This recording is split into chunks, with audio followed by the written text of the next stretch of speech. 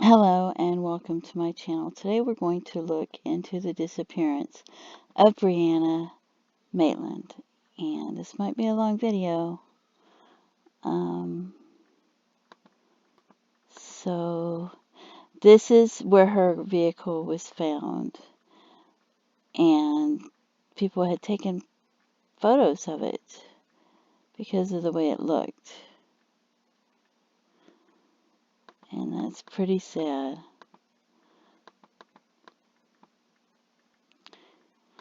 So let's look into this, okay? We're going to start with Reddit. It says it's been 15 years, and this was 3 years ago, since Brianna Maitland disappeared from Montgomery, Vermont.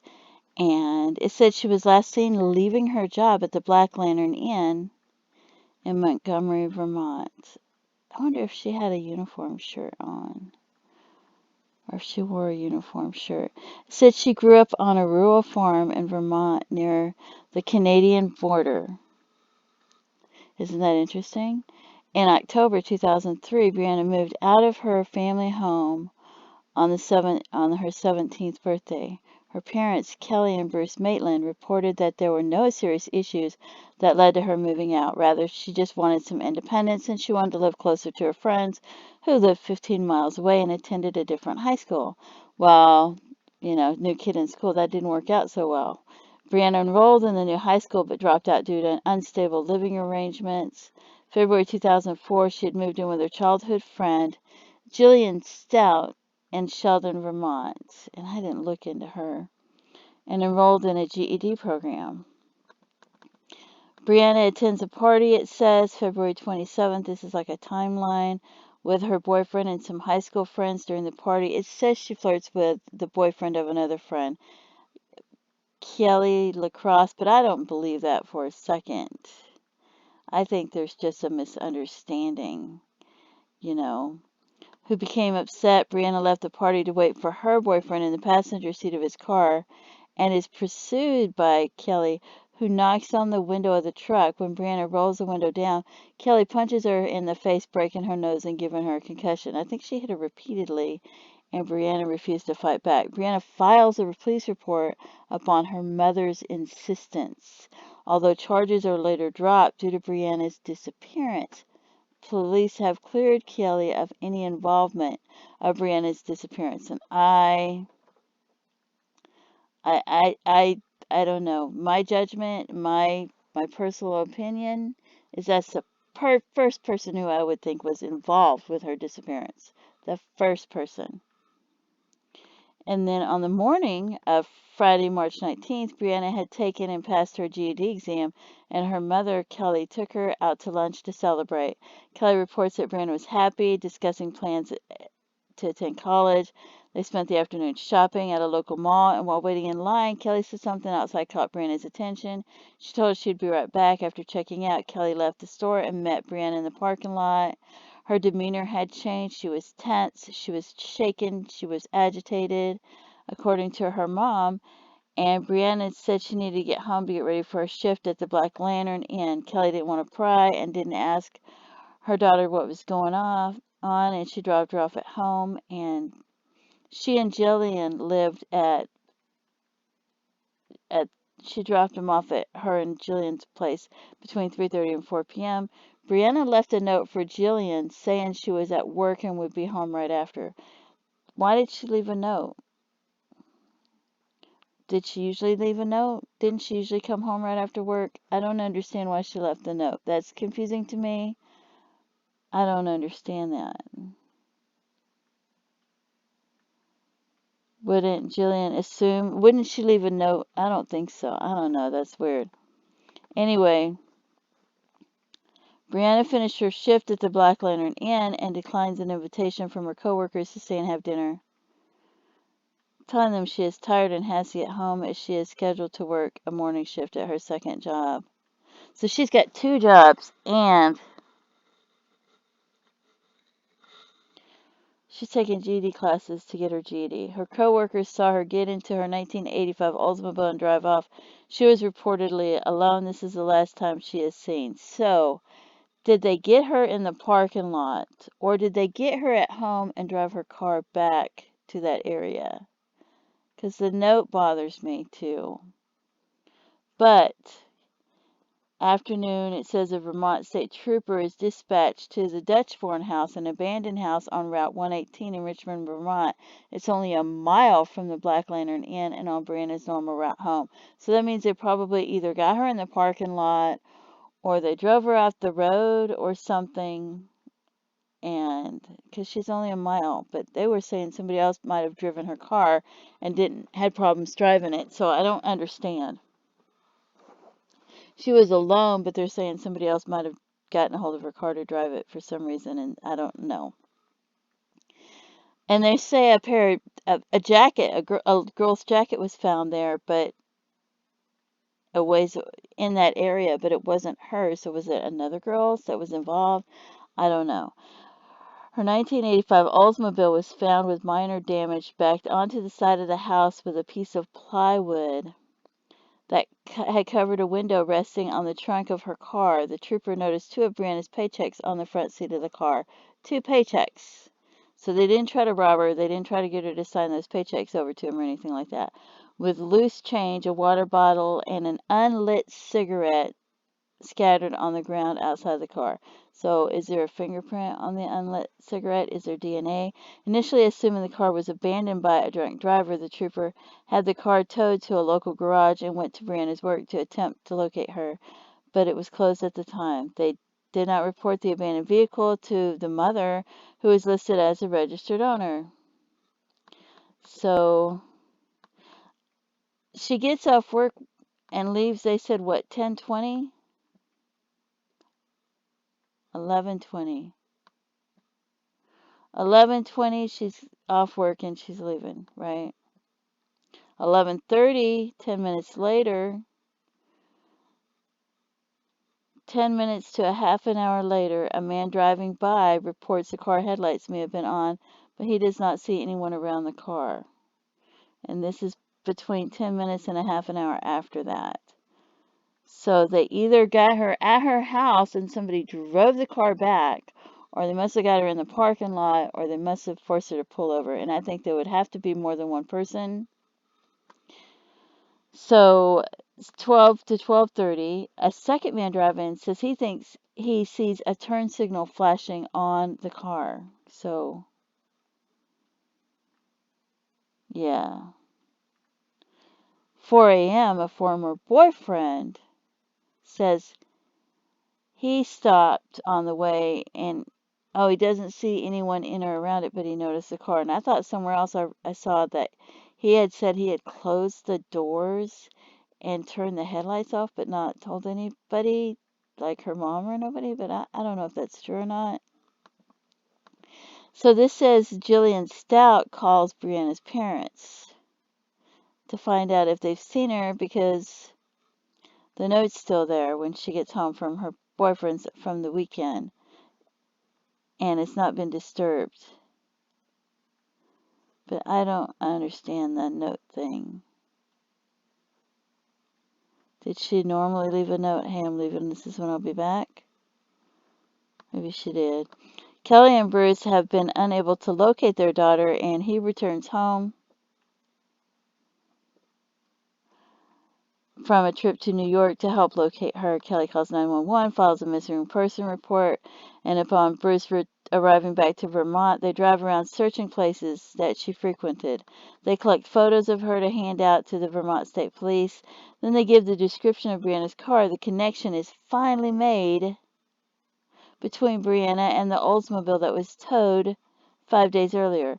Her parents are upset that no one contacted her mother about the car being towed, and it's been nearly a week since she's been missing. So the husband heads over to the garage the car was towed to, realizing that Brianna left her ATM card. Her driver's license is there, her contact lens. Why wasn't her driver's license in her purse? Her makeup, her migraine medication, but not her keys. So he pried open her trunk and found more personal items and clothes that she had not yet unpacked from her recent move.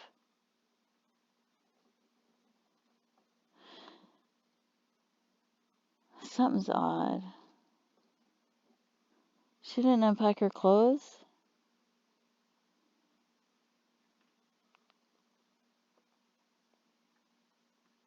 I don't know, something's weird. The vehicle was finally processed by the state crime lab for evidence and returned to the Maitland family. The area surrounding the Dutchburn house is searched by police and search dogs, but nothing is found. While authorities state they found no evidence of a struggle or foul play in Brianna's vehicle, they reportedly did find physical evidence which they will not release due to the ongoing investigation. And I thought somebody said something about a necklace. And wouldn't the necklace maybe have a fingerprint? Maybe if somebody tore it off of her or something, I don't know. Extensive searches are done by over 500 for a 5-mile radius. They should have went further. Nothing is found, but the increased media attention brings out more eyewitnesses, including 2 people who drove by the Dutchburn house on the morning and took pictures of the car backed into the side of the barn. They turned the photos over to the police, who had not seen the photos of the car as it was found due to it not being investigated. They believe the car was staged and now suspect foul play. Was the car staged? Or somebody backed it up right there and they couldn't get the car loose from there, so they ended up having to leave it there? I don't know. Maybe, I don't know. Vermont, but somebody said they found a pair of pants, pair of jeans a ways away too, so I don't know in that area. Vermont State Police raid a house in Berkshire, Vermont, based on an anonymous tip that Brianna was being held against her will by two known drug dealers from New York. Raymond Ryans and Nathan Charles Jackson. Inside, they find drug paraphernalia, large amounts of cocaine and marijuana, but no sign of Brianna. Brianna was known to hang around Ryans and Jackson. See, and other places said she wasn't known. It was just an acquaintance. But I'm wondering if that girl that hit her, if she hung around with them and she was upset. I wonder who she was dating. I don't know what her boyfriend's name was, but I wonder if, I don't know. Because to me, that would be the only reason that she would be held there, because that girl was so upset. Upset enough to break her nose and give her a concussion. So that's quite upset. So did that girl do drugs? And would that be why they held her there? Because I think there had to have been more than one person involved. And her close friends told law enforcement that Brianna had begun experimenting with hard drugs recently, including crack cocaine. Now, I don't believe that for a minute, because she's got 2 jobs. She studied for her GED, and she passed her GED. And I don't know if you've ever known anybody on drugs, but they, for the most part, everybody that I've ever known that's on drugs can't keep a job. They cannot keep a job. They're always calling in sick. There's no way they're going to be able to keep 2 jobs, take a GED, go to classes for the GED, show up for the classes on the GED, and then pass the GED test. I don't see it happening. I'm sorry, but Jackson admits to knowing Maitland, but says the last time he saw her was over a week prior to her disappearance. He knows her, but does he know her because of her friends? And, you know, I don't know. So, police receive a statement from an older woman alleging Ryan and Jackson murdered Brianna. A sworn affidavit is leaked to the local press where the woman claims Ryan murdered Brianna a week after she disappeared, mutilating her body with a table saw and then disposing of her remains on a pig farm. Now, I don't know if he killed her or not, but I don't believe that he mutilated her body with a table saw, and I don't believe that he disposed of her remains on a pig farm. And I will show you later why, because I think they've already found her body, and I don't believe it was on no pig farm, and I don't believe she was cut up with no table saw. Okay? I'm sorry. So, if they held her there and killed her, they didn't, maybe they thought about that after the fact, but I don't think that's what they did. Brianna was reportedly murdered in an argument over several $1,000s. She fronted him to purchase crack. I don't believe that either. But I don't know. Which he decided to keep and not supply her. Yeah, there's no way. She's got 2 jobs. Somebody made that up. That's not. If they held her for the girl and they killed her, then, and they needed to cover the reason they were holding her, maybe they made up that rumor. I don't know, but she's not gonna, owe somebody all that money over that, because she's keeping 2 jobs and she passed her GED. I mean, she's focused and she's got her crap together. I don't think so. And she's leaving notes to her roommate saying when she'll be home. I don't think so. Brianna allegedly confronted him over the money, and that girl hit her and she didn't hit her back. And I don't know. Brianna alleged, and didn't she know jujitsu or something? Brianna allegedly confronted him over the money. He abducted and killed her, storing her body in a freezer for over a week before disposing of her remains. Police were never able to find any evidence corroborating these claims. So they initially investigated the connection being connected to the disappearance of Maura Murray in February 2004. She went missing near Haverhill, New Hampshire, after a crash in a rural area about 90 miles away from Brianna's crash. I wonder if that's where they got the idea to put the car that way. Despite the situations appearing to have similarities, law enforcement ruled out any connection. Yeah, I don't think they're connected. And then it leaves all these questions, what happened to her, and the timeline and things like that. And then it talks about the podcast Crossbase, has some episodes featuring. Okay, so I'm just going to get right into the Jane Doe, and then we'll come back to this, because there was a body found, a Jane Doe, and it is,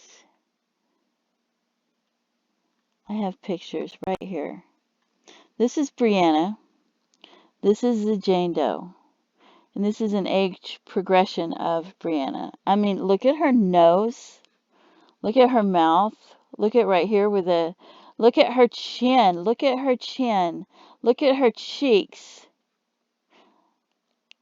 Look at the eyes. And somebody told me they can't really do the nose, but they can, because I've watched videos and they're really good at doing the nose and things like that. So you're going to tell me that this Jane Doe right here is not the same as this girl.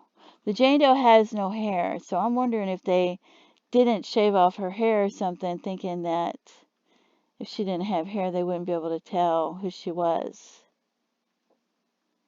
I don't know. What did they do to her head or her hair? I don't know if they poured some kind of chemical on her or something. I don't know what they did. But look at the cheeks. Look at the chin. Look at the lips. See the lips? You can see here even better. But you can see, and you can see the nose. You can see the distance between the eyes right here. You can see the width of her face the way it is. And you can see the shape of her forehead. The whole shape of her face and everything. That's, to me, that's her. There's not a doubt in my mind that that's not her, but I could be wrong. This is just my opinion. In my opinion, this Jane Doe that they found is her. In my opinion, I have a strong opinion of it, because I'm looking at the whole thing and it looks like this is her. And if you took her hair away, that's her. That's her face. Who else would that be? So I'm sorry, there was no pig farm, because there's the Jane Doe. And to me, that's her. So, I don't know. So, anyway, it says Brianna, so in the podcast, it says Brianna was warned at the mall that day not to go to work, and that people responsible for her disappearance ambushed her at the Dutch barn. And one of the assailants tried to move the car, threw it in reverse instead of driving, hence the damage to the barn. An individual has stated that she saw Brianna after her disappearance at a house. So, I don't know. I don't know if they ambushed her in the parking lot and somebody didn't remember right and thought they remembered seeing her because maybe they watched her leave normally, or if they ambushed her a mile from the house and they had more than one car, or if they got her when she got home and took the car back. But it seems to me they might have ambushed her in the parking lot, or I don't know. But it seems, or they might have, I don't know. It seems to me like they might have been waiting for her. I don't know. So it says, Somebody said it reminds them of the Bible Freeman murders. If they had reported the abandoned vehicle, I don't know if that would have saved her or not. If she was alive for a week, maybe it might have. And then it doesn't say if there were other people in the house, but somebody knows what happened to her. And this person says definitely whatever occurred at that mall was a major clue. Did anybody look at the film or the video of the mall to try to see if they could find out? There had to have been video, maybe. I don't know.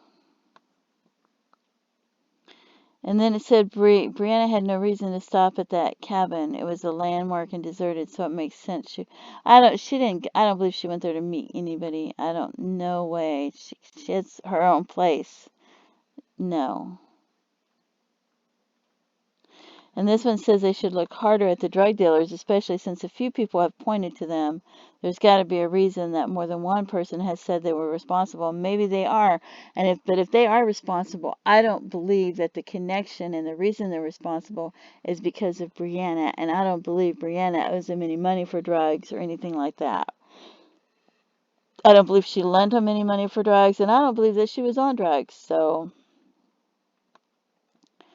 I don't know. So let's see.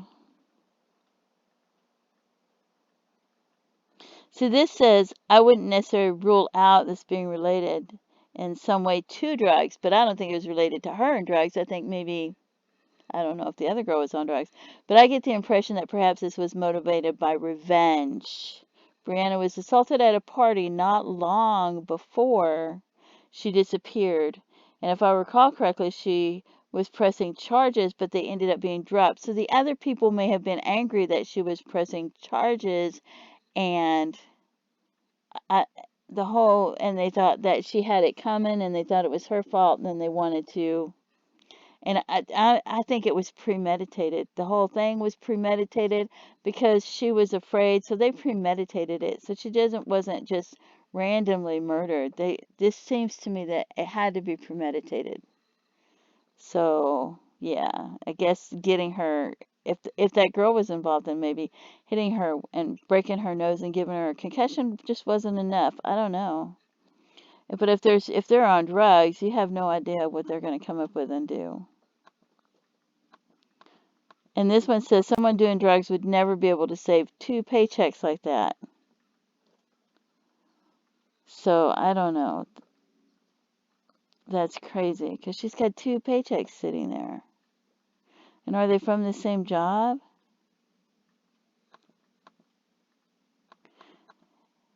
So that said, maybe she was paid the same day for both jobs, but I don't know. I think she was supposed to start the other job, but I don't know if she started the other job or if she got paid for both. I don't think so, because she was going to that.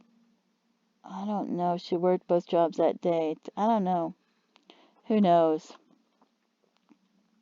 But she had 2 paychecks, so that's what they said. If it's true, and I don't. You don't know what's true and what's not true because we're just reading what it says, so I don't know if it was really 2 paychecks there. I don't know, but I don't believe that she's doing drugs. And if she did do drugs, she couldn't have done it very much because, like I said, she's got 2 jobs and she's studying for a GED and she passes the test and everything and she's doing all that. Yeah, I don't think so.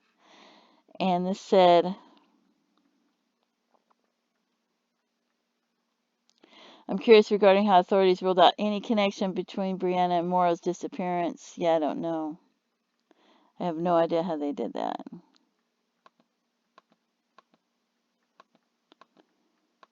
And this one says the cases show some differences, but I don't think they're related unless I don't think so. I think maybe somebody else. I don't know. I don't think they're related. So, and this person said it was super local to them, but they'd never heard of it. And so I'm skimming through it. And they say, I feel like there's more to the story there. Yeah, of course, there's got to be more. People know. There's other people around her. They know what happened to her. I betting more than one of them know what happened to her. You know, they have a good idea of what happened to her. So,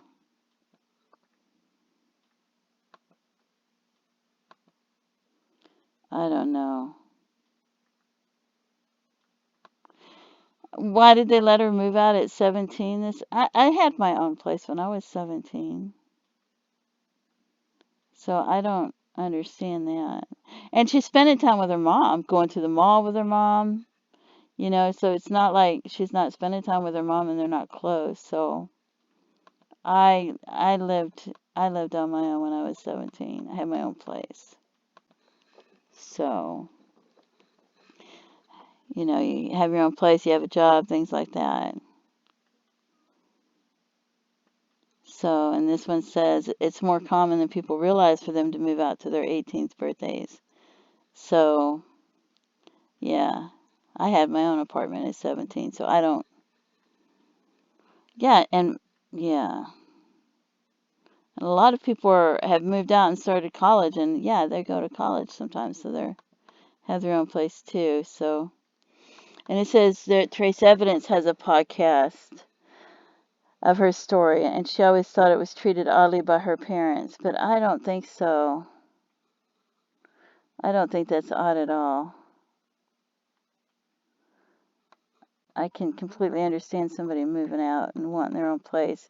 You know, because your parents go to bed at a certain time, they get up at a certain time. You know, you want your own place so you can go to bed when you want to, get up when you want to without bothering them and things like that. And you want to have your friends over to your own apartment. You know, I don't. I completely understand that. So, yeah, I don't know. And there's somebody who moved out when they were 15 and they had good parents and they just wanted their independence. So, but there's a lot of reading, so I don't know. Yeah. So let's see what else we have. There's more Reddit stuff. She was last seen leaving her workplace March 19th, 2004. Her car was found backed into a farmhouse. She's never been seen again. What happened to her? She went missing a mile away from her workplace in a green 1985 Oldsmobile that was found backed up against the old Dutchburn house. And let's look at a picture of this again. That's just horrific.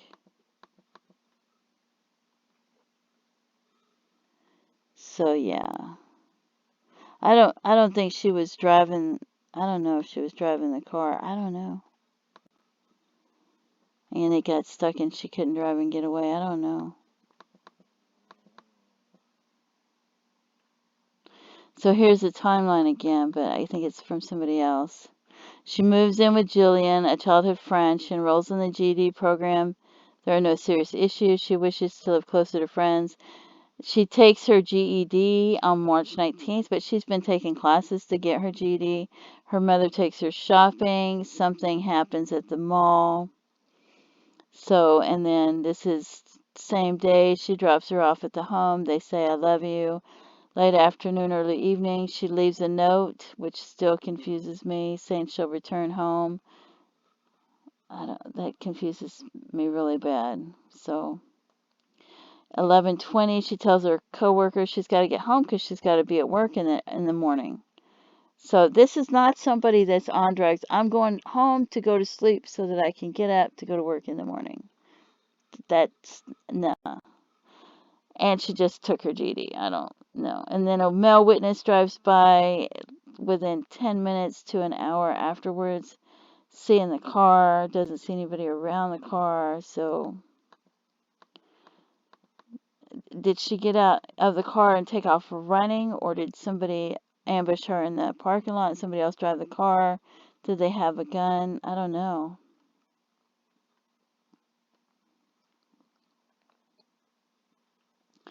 If they're in a hurry, trying to get away from the car and get her away from the car. So I don't know. Did they chase her off out in the woods or what happened? I don't know. But Brianna's ex-boyfriend, James Robe, I don't know how to pronounce that, now deceased, drives past the car after a night of partying. He recognizes a vehicle but does not see one. He later says he pulled over at 2:30 a.m. See, I thought it was 4 a.m. Saw nobody. Saw the headlights were on as well as the driver and passenger door. He reports that he shuts the doors and turns off the headlights. Did he do that? And that's 2:30 to 4 a.m. So I don't know. And he passed away. Let me see if I can figure out which tab that is. I have this tab. That's not it. That's not it. Oh, here we go. This one shows that him and somebody named Kylie Dodds, 24 in 2013, they were supposedly robbed a place, and since they were caught on the video, they turned themselves in for doing it. And then he died in a collision. So that's pretty horrific too. And I've got a lot of tabs open. And this might make my voice cut out if there's ads on the page. But this shows him. Yeah, this might make my voice cut out, but you can see it. Passed away 2019, 3 years ago. So, yeah.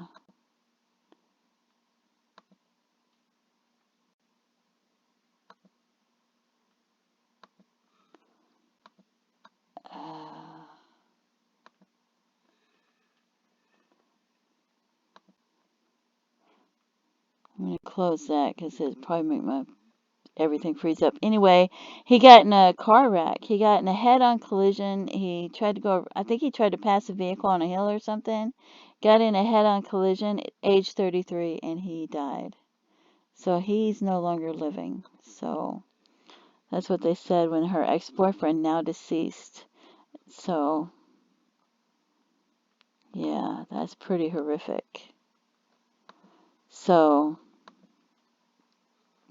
and it talks about she only made a mile from her workplace. Now, so this goes back into the timeline and everything. So to me, I wanted to look into the other girl. And the other girl, the one that hit her, because that's the first person that I'm going to suspect. And right here it says, this person, Lacrosse, Kelly, I don't know how to pronounce it for sure, and Diane, somebody, to sell cocaine base and heroin in northern Vermont. They were the primary distributors working for Pendergrass during the period of the conspiracy. So they're selling drugs for somebody. And this is 2008. She sold a confidential informant 5 grams of heroin. One of them did. So this is 4 years later. They're selling drugs for somebody. And so she's involved with cocaine and heroin and drug dealers. So was she involved with it back before then? Was she involved with selling drugs before then and drug dealers? Would that, if she was, then this makes it allegedly. I should say she's allegedly involved because this is what this says. But, and you can pause this to read it if you want to. But this makes it look like the girl that hit her repeatedly. I don't know if she hit her repeatedly. I don't know how many times she hit her, but she broke her nose. She gave her allegedly a concussion. And then other people are saying the drug dealers were involved. So if the drug dealers were involved, I would think it had to do with that girl and her. Was the girl jealous of her? That's why I was wondering, where's her hair? And she was very pretty, so I don't know. And people are on drugs, they're not thinking straight. And who knows what they're, I don't know.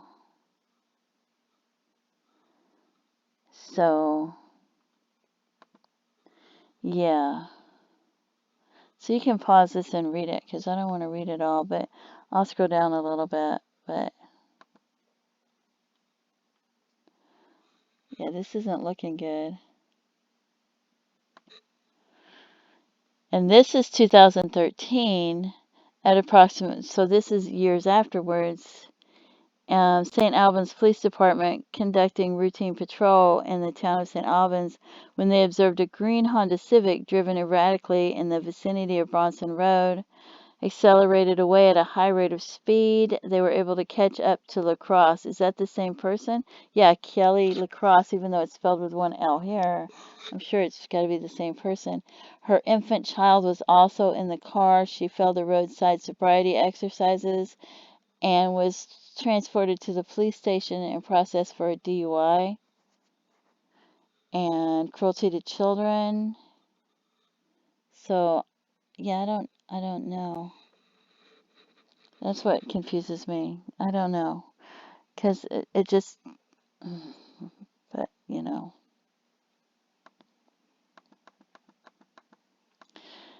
but I don't know.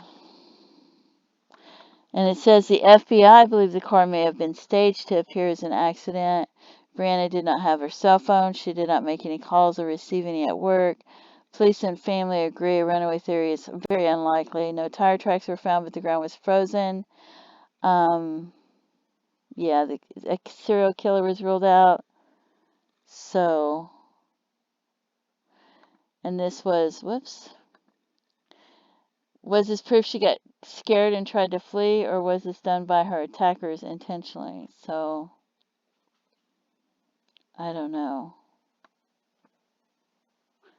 Maybe somebody else was in the car with her and she got out of the car and flung the door open and took off running, and maybe they went after her and left the lights on, and that's why the doors were left open. I don't know. And I don't believe she was romantically involved with those people, but it said Ryan's girlfriend Gia went missing. He reported her as such, and later a female drug associate of Ryan's, Ellen, admitted to murdering Gia during a drug deal. So I wonder if, you know, they could be involved with her murder, but yeah. Ryan submitted a polygraph in Brianna's case, which yielded inconclusive results. And a PI overrecord said there was an occasion where Brianna's older brother spotted Ryan's and Jackson's tearing after her in their car as she drove down the road. Brianna's circle often believed Brianna owed Nathaniel money for drugs. Yeah, I don't believe that at all. I'm sorry. 2 paychecks in her car. Uh-uh. Nathaniel's been accused of domestic violence and for pimping out his girlfriend, but I still don't believe she was on drugs and keeping her act together like that. So, the Dutchburn farm was burned down in 2016. And this talks about Caucasian skulls misidentified as Asian. Could this skull be Brianna's? I don't know which skull they're talking about. But I think this is that's the one that I think is her, is this right here. I think this is definitely her, and I could be wrong because it's just my opinion. But looking at her face and looking at this Jane Doe, I think this is her. And I don't know if they've checked yet, but I sent messages to them, so hopefully they check. But that's who I think it is. So, yeah. And let's see, we went over that. And then there's a Have You Seen Me? And this has a lot of information if you want to go to that. It's well laid out. And the shirt, what shirt was she wearing when she went missing? Look at how beautiful she is. So petite and tiny. Yeah, I don't know. So, and the Jane Doe, I think something happened to her nose. I think she had recently had like some kind of a nose injury. So, that had like been healed up or was starting to heal or something. I don't know, but I really think that's her.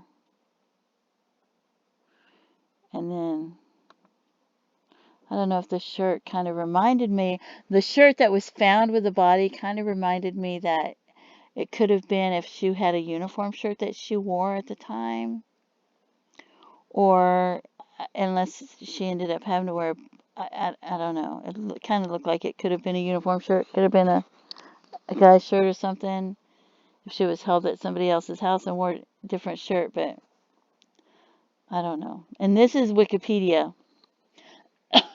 And Wikipedia says she disappeared after leaving her job at the Black Lantern Inn in Montgomery, Vermont. She was 17 years old at the time. Her car was discovered the following day backed into the side of an abandoned house about a mile away. She has not been seen or heard from since. Several days passed before Maitland's friends and family reported her missing.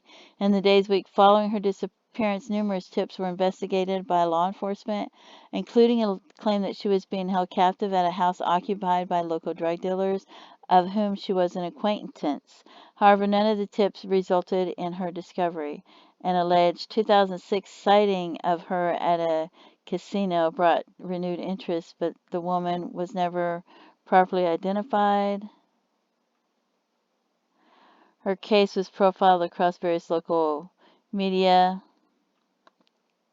so I don't know if that was her at the casino or not. It talks about her life. It talks about, if you want to go here, you can read this. So, yeah, it talks about pretty much the same thing we've already read. It said she had martial arts training and she refused to fight with Lacrosse, who hit her in the face several times while she was sitting in a truck. It broke her nose and gave her a concussion, and she later filed charges. So, and then the complaint was dropped 3 weeks after because she was gone, which, to me that could have made that girl that much madder.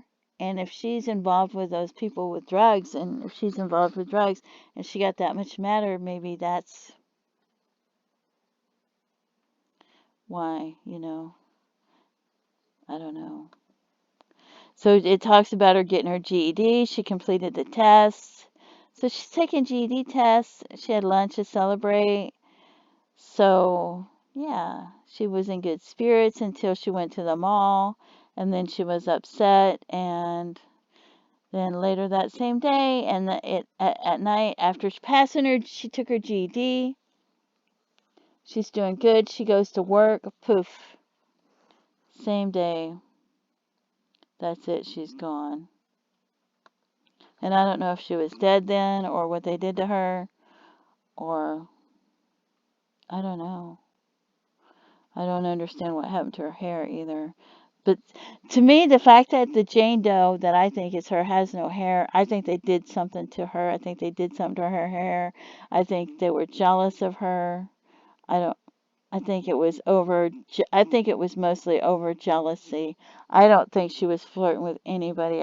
I just think they were just jealous of her. She's tiny. She's petite. She's beautiful.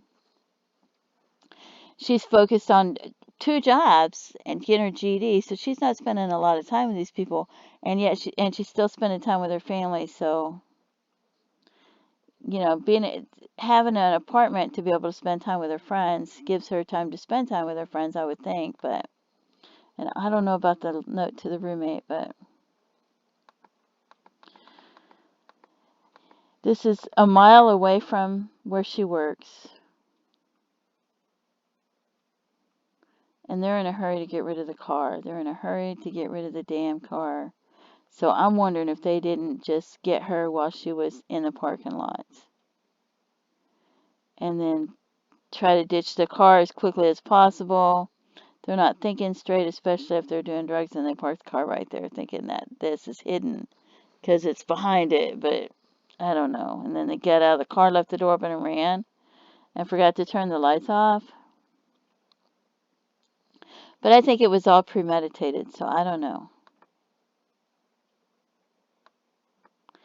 And this talks more about it if you want to pause it and read it, because I don't want to read it all. But it talks about the rented house. And people said she was at a house and it was 10 miles away. Nearly 10 miles away from Montgomery. I don't know. And they discovered the drugs and the drug paraphernalia. So I don't. And this says 2006. That talks about the casino. And so I don't know. And this is links where you could go to, but it just makes me so sad. Such a beautiful, beautiful young girl, only 17 years old. So, and I didn't look up everybody, but you know, her ex-boyfriend said he touched the car, or I don't know if he really did, but they talked about it like he had touched the car, and I don't believe she flirted with them. I think that's a misunderstanding. I think yeah, I don't know. So,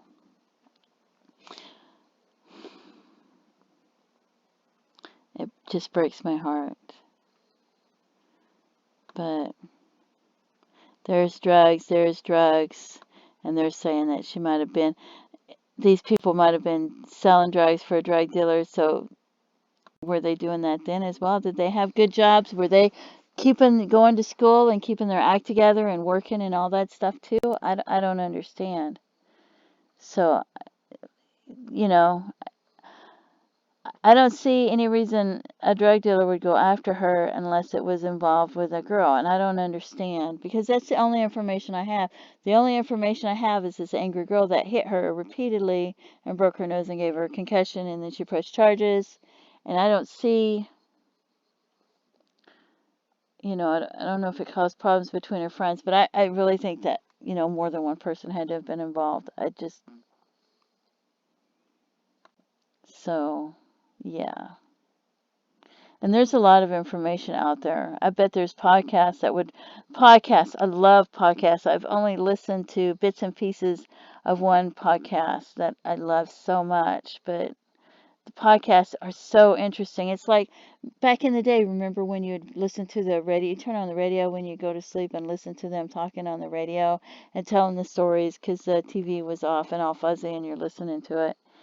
And radio stories are interesting. So the podcasts to me remind me of listening to a story on a radio, even though when you had the ones on the radio, they had different people making noises and sounds, and it was so interesting. But I still love podcasts because they seem to have a lot of information, and they try to do more than one podcast often. So I don't know. I think podcasts are outstanding. So, but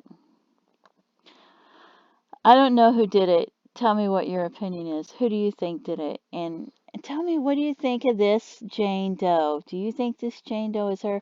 I think that Jane Doe is her. I think they found her, but I could be wrong. What do you think? So, because it really looks like her to me. To me, I can't see that being anybody but her, but that's just my opinion. What is your opinion on all of this? Please feel free to leave comments. And please stop after this video and pray for her family and her loved ones and her parents and that have lost their loved loved one and their daughter. I don't know if you've ever lost a child or a loved one. It's so hard to deal with. You have nightmares and you never get over it, and it's just horrific. So I just, please stop and pray for her friends and her loved one and their families. And, and those that were, if there's people that we think were involved that weren't actually involved, they're going to need our prayers too. And we should also pray for those other, you should pray for everybody, but, love your enemy.